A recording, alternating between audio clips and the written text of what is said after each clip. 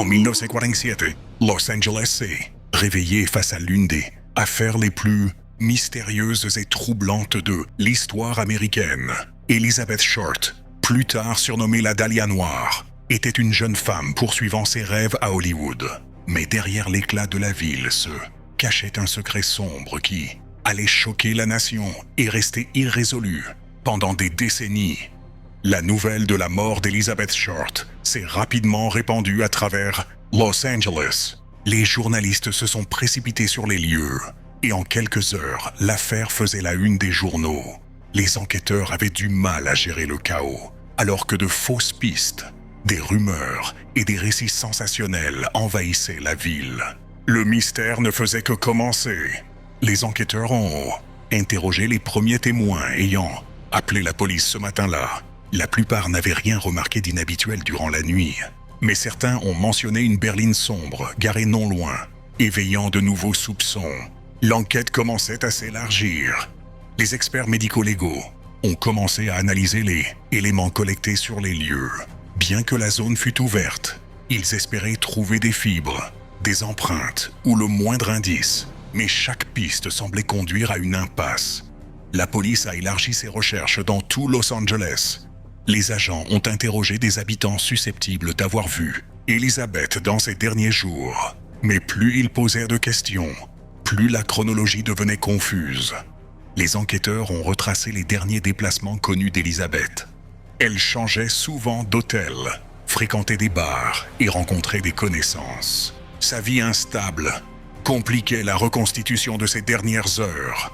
La police a examiné les effets personnels d'Elizabeth, retrouvés à différents endroits. Lettres, photos et notes montraient une jeune femme cherchant à construire son avenir à Hollywood.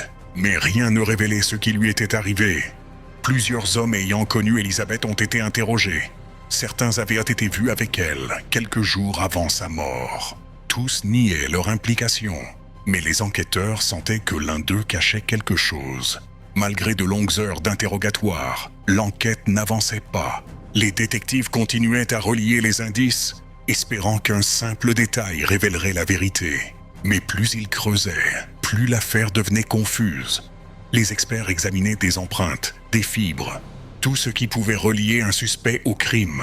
Mais les preuves étaient étrangement propres, presque trop propres, comme si quelqu'un savait exactement ce qu'il faisait. Avec la diffusion de l'information, l'affaire devint une sensation nationale. Les journalistes affluèrent à Los Angeles à la recherche de détails choquants. La pression médiatique augmentait, mais déformait aussi certaines parties de l'enquête. Des dizaines d'indications arrivaient chaque jour, mais la plupart ne menaient nulle part. De faux aveux, des lettres trompeuses, des indices fabriqués ralentissaient l'enquête. La vérité se noyait dans le chaos. Puis un colis glaçant arriva dans un journal contenant les affaires personnelles d'Elizabeth. Quelqu'un semblait jouer avec l'enquête, narguant la police.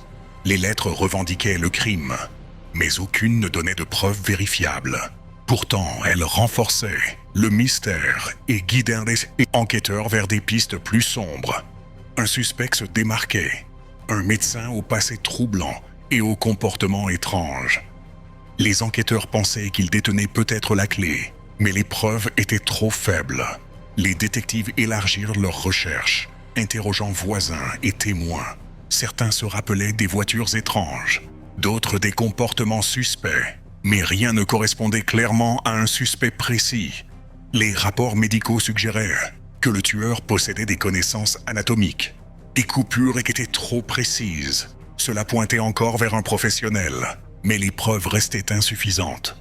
Avec la pression médiatique croissante, la police avait du mal à distinguer le vrai du faux. Chaque fausse piste éloignait un peu plus l'affaire de sa résolution. Avec les jours devenant des semaines, l'espoir d'un progrès commençait à disparaître. L'enquête ralentissait, les pistes s'épuisaient, et l'affaire glissait vers un mystère non résolu. Des décennies plus tard, l'affaire Black Dahlia reste l'un des mystères les plus sombres et les plus troublants des États-Unis. Aucune arrestation, aucune réponse définitive, seulement des questions qui résonnent encore, rappelant que certaines vérités restent à jamais cachées.